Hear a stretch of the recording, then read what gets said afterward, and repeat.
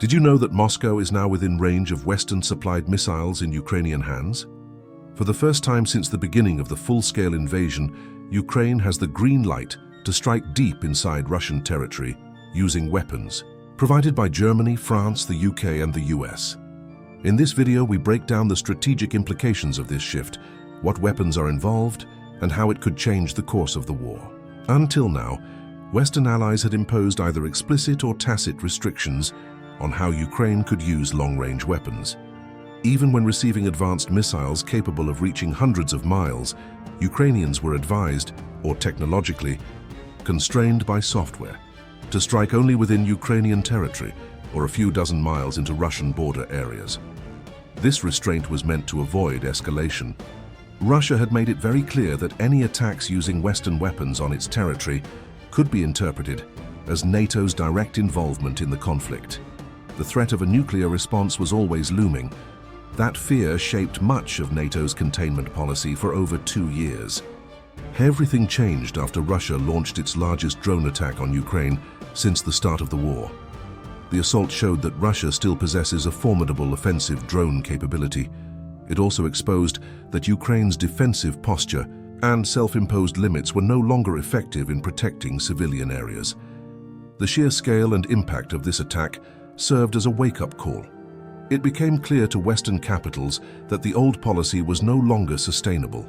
Something had to change, and fast. The first missile system to symbolically break the containment barrier was the Storm Shadow, known in France as the SCALP EG. These are air-launched cruise missiles with a range estimated between 250 and 560 miles, depending on the version and flight profile.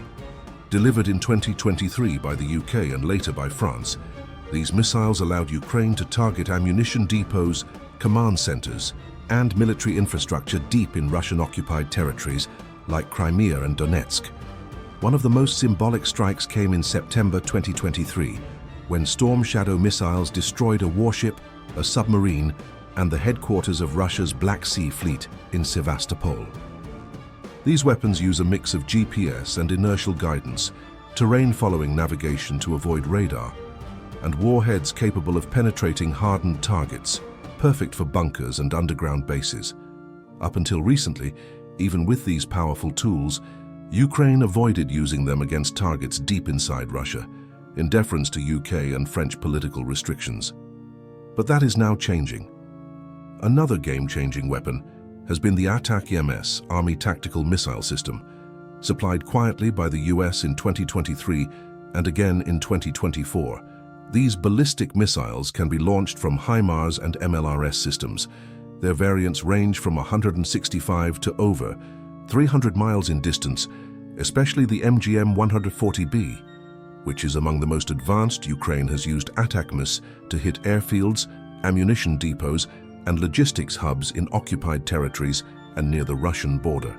Now, with restrictions lifted, it is expected that Ukraine will use them to target military infrastructure deep inside Russia, places like Belgorod, Kursk, and even sites near Moscow, which lies only 450 miles from the Ukrainian border.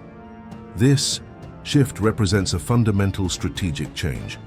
Ukraine can now disrupt Russia's logistics at the source before those supplies ever reach the front lines. The most anticipated missile by Kyiv is the German-made Taurus KEPD-350. This air-launched cruise missile boasts a range of over 500 miles, with some modified versions reportedly capable of reaching up to 700 miles.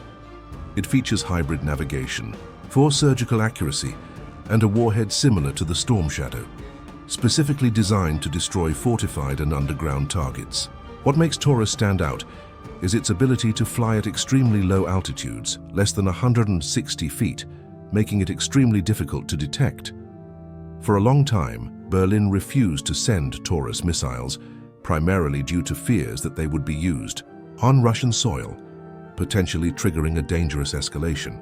Former Chancellor Olaf Scholz resisted, but the recent change in leadership brought a shift in policy. Chancellor Friedrich Merz and Defense Minister Boris Pistorius have now made it clear, while they won't publicly confirm when Taurus deliveries begin, the restrictions on usage range have been lifted.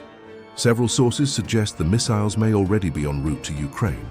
With these new permissions and capabilities, Ukraine gains something it has sorely lacked: strategic depth.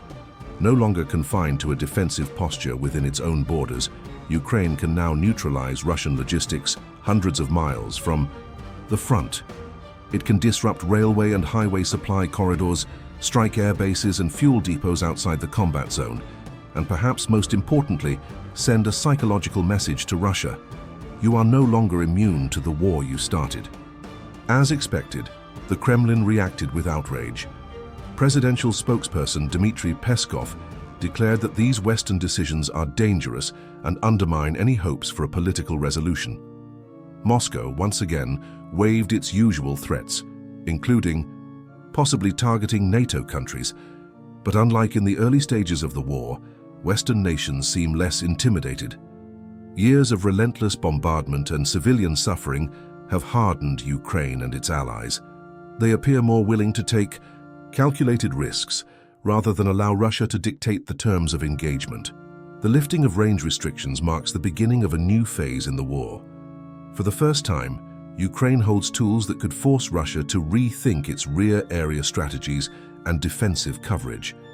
It's not just about hitting targets, it's about changing the psychological and operational dynamics of the conflict. What happens next will depend on how both sides adapt. Will Russia escalate? Will Ukraine gain the upper hand? The battlefield is changing, and fast. If you found this analysis useful and want to stay updated on how the war in Ukraine evolves, make sure to hit that like and subscribe buttons and activate the notification bell so you don't miss our future deep dives. Also, we'd love to hear from you. Do you think lifting the restrictions was the right move? Drop your thoughts in the comments below. Thanks for watching and stay sharp.